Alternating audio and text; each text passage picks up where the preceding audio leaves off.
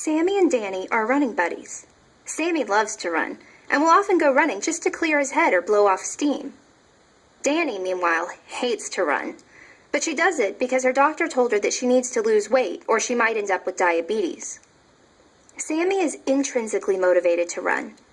Intrinsic motivation is when you do something because you enjoy it or find it interesting.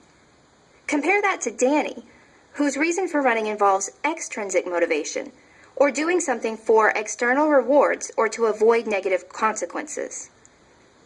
Now, you may think that intrinsic motivation is better than extrinsic motivation, and you'd be right up to a point.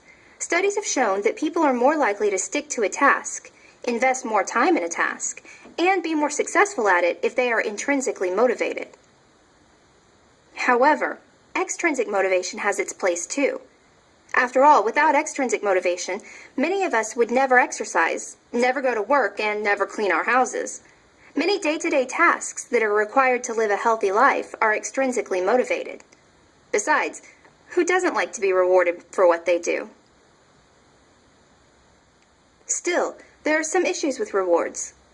Giving someone a reward for doing a task can actually decrease their intrinsic motivation for that task, because they begin to feel like they should only do the task for external rewards. This is called the over-justification effect. One famous example of the over-justification effect occurred when researchers rewarded 9 and 10-year-olds for playing with math games. Before they were given the rewards, many of the kids played with the games just because they thought they were fun. But after being rewarded for playing with the games, the children spent far less time playing with the games than they did before being rewarded. Why do people who are intrinsically motivated to do a task suddenly change their motivation? No one is exactly sure why the over-justification effect occurs, but there are a couple of things that scientists do know about when it is most likely to occur.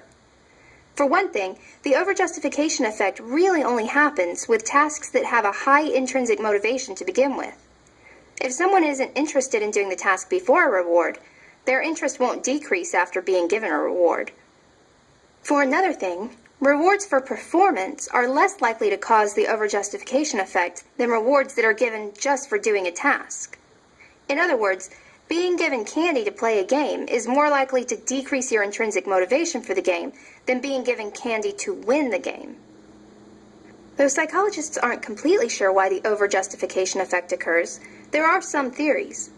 One theory is that when people engage in a behavior, they justify their actions to themselves. If they don't get rewards, they decide that they must like doing it. But if they get rewards, they might decide that they only will do it for the rewards. Thus, they convince themselves that they don't really like to do it. This is called self-perception theory. Closely related to the over-justification effect is the power of insufficient punishment. This is when a light punishment causes a longer-lasting behavior change than a severe punishment. Let's look at an example. Dylan and Riley are preschoolers who like to play with a toy that is off limits. Whenever their teacher isn't looking, Dylan and Riley sneak the toy down off the shelf and play with it. The teacher catches Dylan playing with the toy one day and punishes him very severely. She gives him a long time out and doesn't let him play with any toys for an entire week. Another day, she catches Riley playing with the toy, but instead of giving him a severe punishment, she gives him a light punishment. She takes the toy from him and tells him that he shouldn't play with the toy.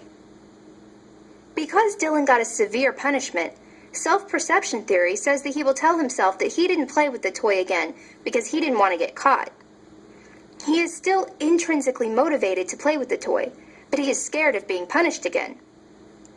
After a while, that fear will wear off, but Dylan will still want to play with the toy and might go back and get it again. However, Riley only got a light punishment. The punishment isn't serious enough for him to tell himself that he didn't play with the toy because he was afraid of the punishment. So according to self-perception theory, Riley will find another way to justify to himself why he didn't play with the toy after getting caught. Because of that, Riley will tell himself that he didn't really like the toy after all.